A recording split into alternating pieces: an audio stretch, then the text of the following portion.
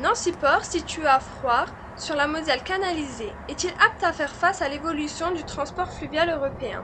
Ses activités sont variées et complémentaires avec celles du silo de Froid. L'activité du silo, c'est un silo portuaire au même titre que les silos maritimes.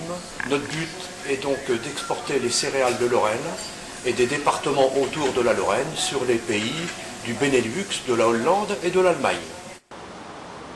Les activités du port et du silo sont très complémentaires, parce que les péniches qui arrivent avec des marchandises importées, une fois déchargées, sont aussitôt rechargées au silo pour l'exportation. Aujourd'hui, environ 7% des bateaux sont des 135 mètres. Donc ces 135 mètres ne pouvant pas venir ici, on perd environ 7% du trafic. Un réaménagement de l'écluse s'impose, car le port de Froid dispose déjà de nombreux avantages. Les atouts. Tout d'abord sa situation géographique. Quand on regarde une carte, il est au carrefour quand même des axes est-ouest.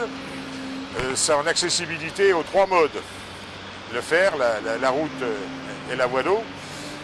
Et en plus, c'est le port public le plus au sud de la région Lorraine, qu'il est prévu, dans le cadre d'un futur contrat de plan, d'étudier le rallongement de cette écluse, et nous entamons dès maintenant les études de faisabilité. Il existe un contrat de projet région-État, mais est-ce que la région Lorraine est prête à investir dans ce projet? Alors la région naturellement est fortement intéressée pour l'investissement sur le fluvial parce que c'est un mode doux, on va dire, en tout cas qui respecte l'environnement et qui permet un report modal de la route vers le fer et vers la voie fluviale. Et vous savez, quand on prend l'Europe, la Lorraine, on a le chaînon manquant. Vous savez, il n'y a pas de liaison nord-sud totale en voie d'eau. Il manque un petit chaînon de 200 km qui est entre la Saône et la Moselle.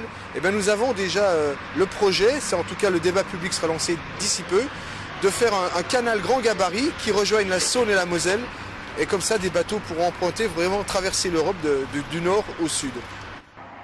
Le transport fluvial est économique en effet, une péniche peut remplacer plus d'une centaine de camions.